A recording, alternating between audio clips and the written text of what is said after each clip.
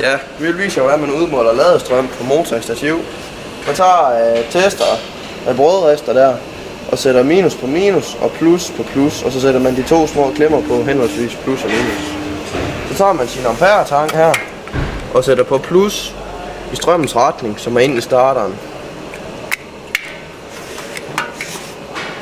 Så slår man motoren, eller så tænder man motoren. Så går man herover, så nulstiller man lige amperemeteret her. Og så belaster man starteren ved at trykke ned her, max i 10 sekunder.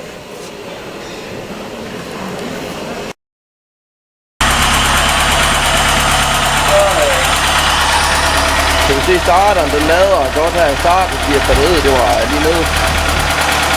Det er funktioner på motoren. Så trykker vi lige ned her og belaster starteren.